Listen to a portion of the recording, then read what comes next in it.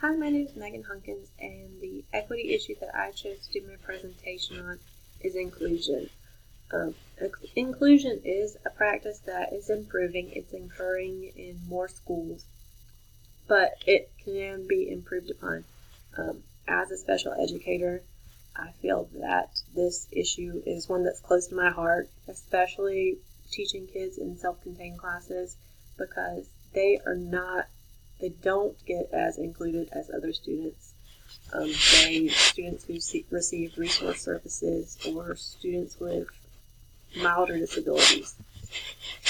So I would like to learn practices that I can use to improve upon getting my students out, getting my students included in other things. So what is inclusion? Inclusion involves the placement of students with disabilities in a general education classroom for all or part of the day. And the primary instructor is the general education teacher who collaborates with the special education teacher.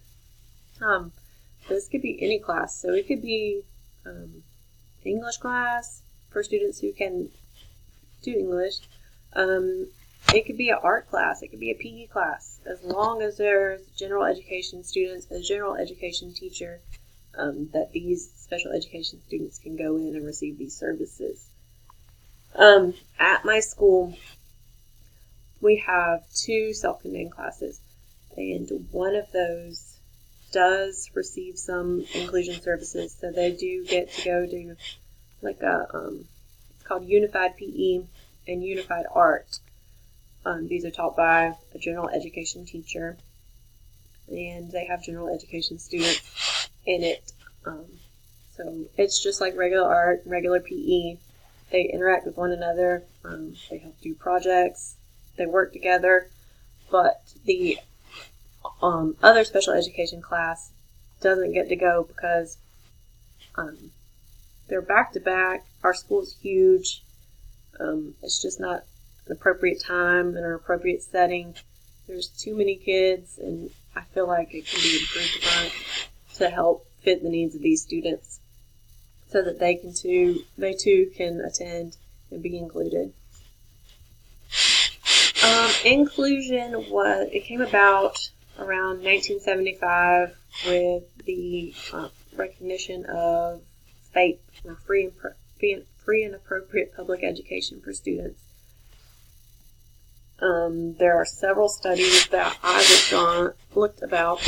So who feels included in schools? It found that most students, especially those with emotional disabilities, don't feel included.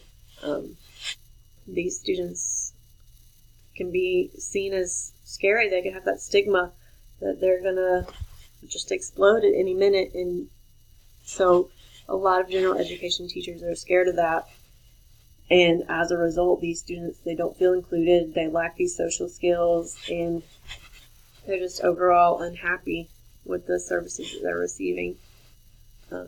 Another study that I looked at was the preparation for inclusion in teacher education pre-service curricula.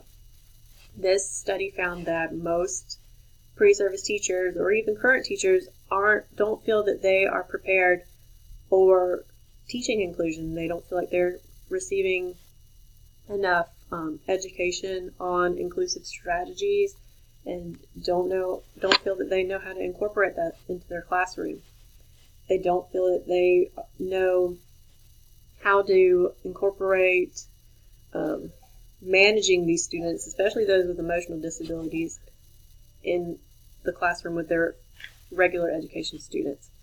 And the last article that I looked at was Effective Strategies for Inclusion of Children with Autism in the General Education Classroom. So I felt like this article was a great article. It gave many strategies that I'm using or I see used in my school, but it also gave more strategies that I feel that I can incorporate.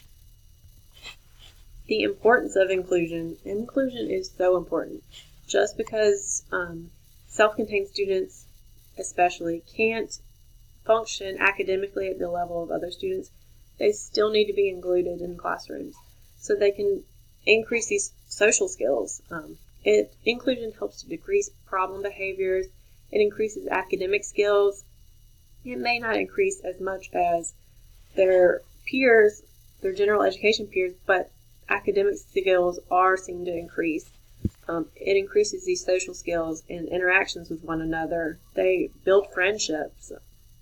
It increases their independent work skills. It promotes a higher level of self-acceptance, which is so important. It helps them overall just feel happier, feel more included, and everybody wants to feel included, especially students with special needs, because they feel like there's enough stigma surrounding them that they just want to be normal. So in some inclusion strategies that I found were antecedent procedures. That's manipulating some aspect of the environment to evoke a desired response or make an undesired behavior less likely to occur. So there's priming, which is basically telling students that something is going to occur before it happens, like a fire drill or a substitute teacher. This just helps to prepare students for change, because students with disabilities, especially students with autism, don't like change, and that could really disrupt them. But priming them for the next day or the event to come is shown to help out. Prompt delivery, that could be prompts delivered by peers, prompts delivered by teachers. It helps students, is shown to help students stay on task. So it'll help stay on task in the general education classroom or the special education classroom.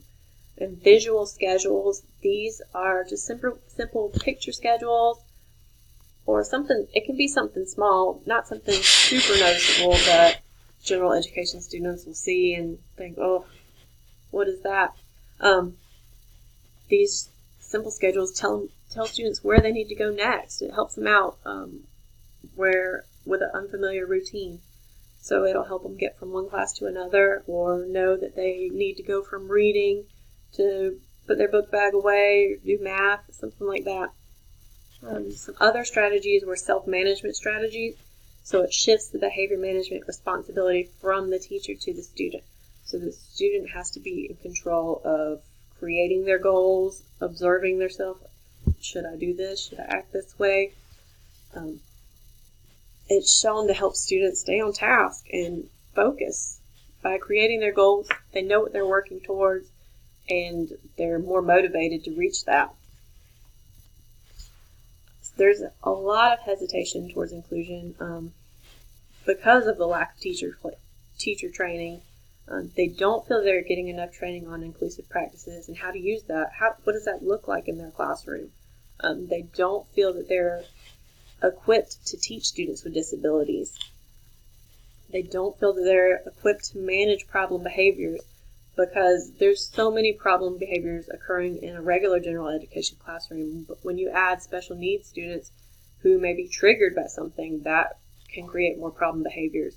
So they do need skills and techniques and to learn how to handle that and manage those.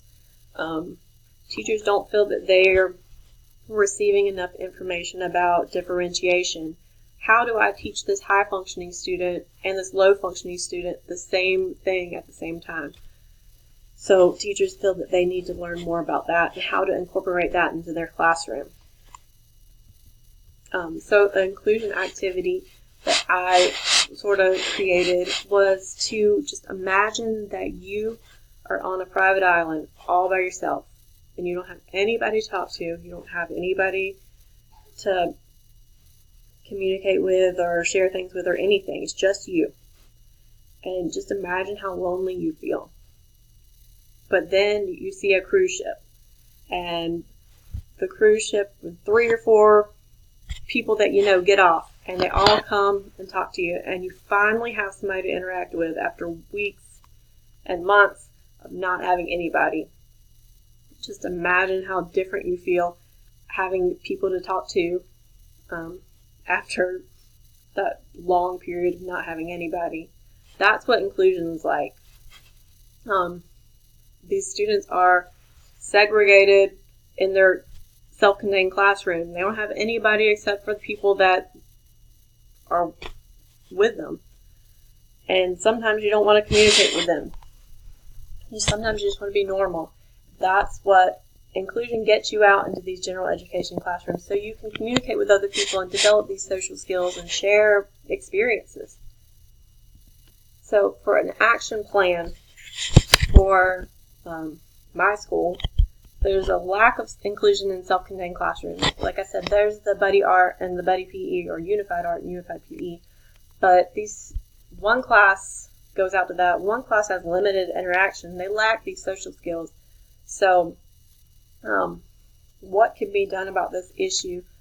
They could be integrated into these specials, art, music, gym, just by communicating with the teacher, creating a schedule that fits both classes' needs, establishing different times that they can attend these activities, training on inclusive strategies, how these students can fit in these classrooms, what is the most effective practices for teaching these students. So it would take a lot of collaboration and training for all involved, just to figure out how to work best with these students and find classes that would best suit students' needs, their abilities, their interests, because that's going to keep them engaged, that's going to keep them on task and decrease these problem behaviors. And then you slowly integrate these students. You can't do rapid changes because that would set problem behaviors off too. You'll have to use these strategies like prompting or visual schedules or the use of peer buddies. That'll help ease the transition. And then eventually you'll increase participation over time just based on student observations, just observing how they're doing. And these are the articles that I used over time.